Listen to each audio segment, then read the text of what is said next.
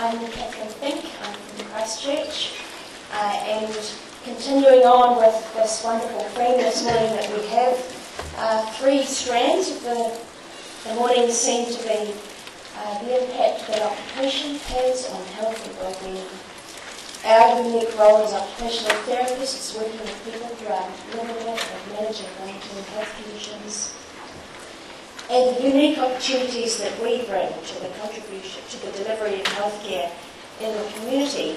It's my privilege this morning to introduce Diane Henare.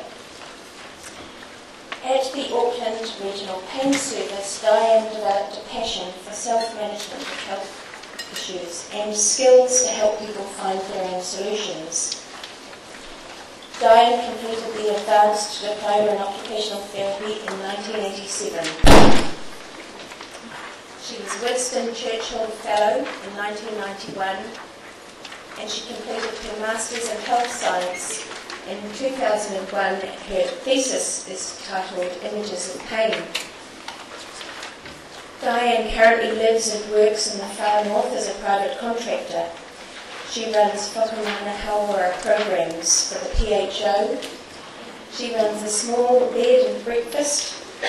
She completes competency assessments for the Occupational Therapy Board of New Zealand. She works occasionally as a navigator. She enrolls voters for the electoral office.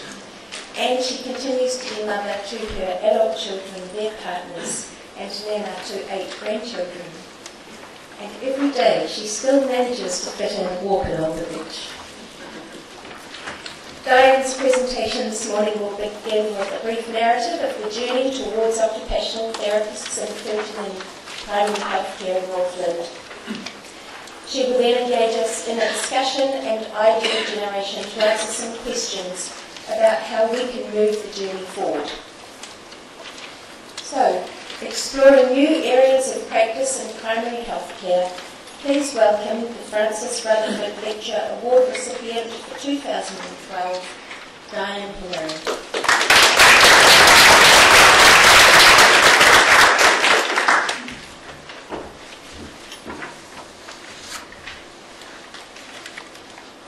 This is just a commercial for my big breakfast.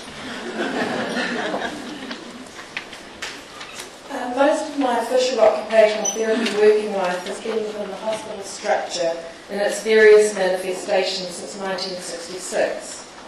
I worked in a variety of clinical areas, then had 17 years away bringing up a family of 5, with some added adventures working in community development in Wellington.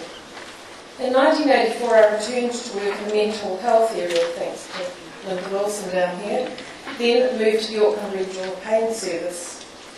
Working with the amazing team at TARPS, I gained knowledge, skills and passion for working in the area of self-management, becoming aware that the process for people with chronic pain was applicable across so many other health management areas.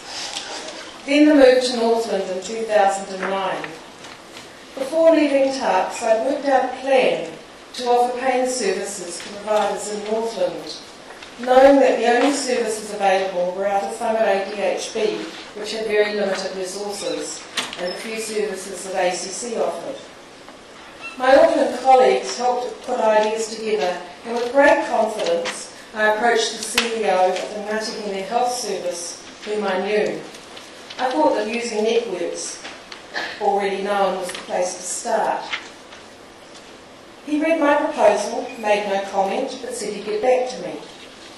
My proposal was quite grandiose and consisted of a multidisciplinary mobile pain management service that would move from community to community, running groups throughout Northland.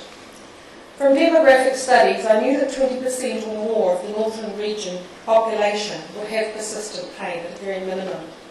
148,000 people live in Northland, and that equates to at least 30,000 people struggling with chronic pain issues on an ongoing basis. On top of that, Northland has very challenging health statistics with high incidence of diabetes, depression, respiratory conditions, obesity and other long-term health problems, as well as poverty and high unemployment. I called the CEO back and he indicated we don't have enough resources to follow through, but get in touch with the CEO of the Te Tautokala PHO. So phone calls, emails, and finally success, an appointment with the CEO. She was very welcoming and was keen to add some type of self-management program to the PHO services. But again, resources were the problem. However, she didn't say no. I then bumped into an old friend and colleague, Margot Forrest, who had also moved to Northland, and she was interested in the same ideas as me, so we joined forces and we decided to go back to the PHO with the same ideas. We rang the PHO and blown me down. She gave us another appointment, so we've got another hour, which was fantastic. This time we went with a much more specific and manageable program, detailed proposal of a program in the Bay of Islands. The CEO granted us a pilot program, and we ran this in Russell, where we had an interested GP who helped us get started. So we prepared resources, recruited people to attend, and ran the first program. It was really positively received. We had great outcomes, we thought. We wrote our report, sent it off to the PHO. We were in the door, we thought.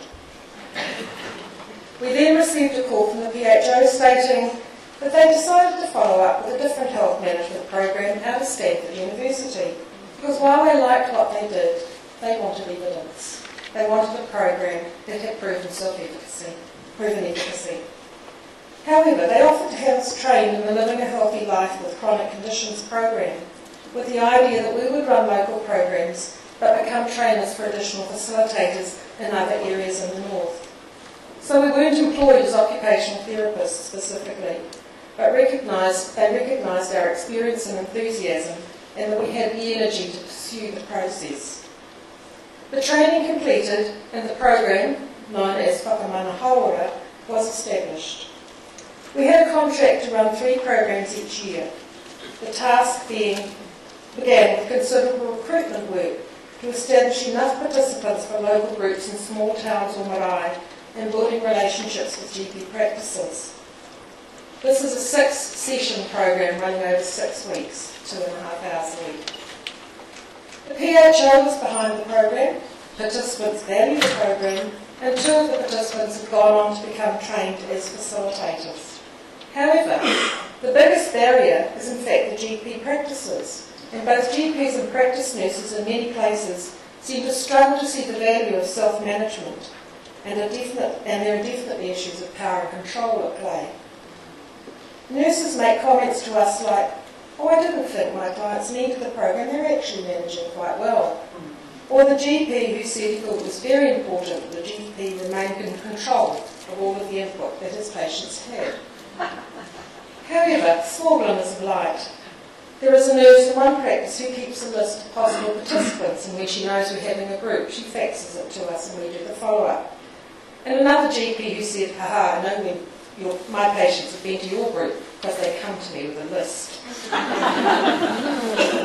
We now have also established a relationship with WINS because there's a whole pool of people there who have chronic health conditions. And so we're beginning to hopefully educate the case managers at WINS to refer their people to us as well. So while this is not an occupational therapy program, it's a very occupational approach and enables people to re-engage in the things that they need and want to do at their own pace and by their own choice. It enables them to participate. The next step on our journey has been to run a workshop with occupational therapists and other allied health clinicians about getting involvement in primary care in Northland. We were extremely lucky to have Catherine Fink come from Christchurch for the day, and she ran an absolutely superb program. I'd recommend it to anybody. We had 20 plus people attending, which surprised us. We thought we might get 6. And included in that was a practice manager, a physio, a medical student and 3 nurses. Meeting with Catherine was inspirational, and she gave us a great day, challenging us and generously presenting the learning and journey she has been on as well.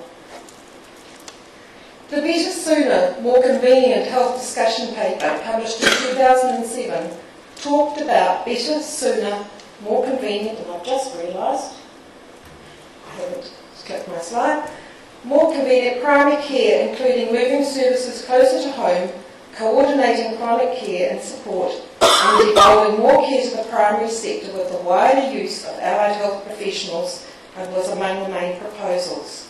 Have we seen movement, real movement, in this area since 2007?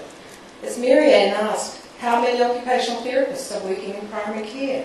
We actually don't know. We don't collect that information, but maybe we need to start to do that. So what is my purpose today? Well, my purpose is to get you to do the work.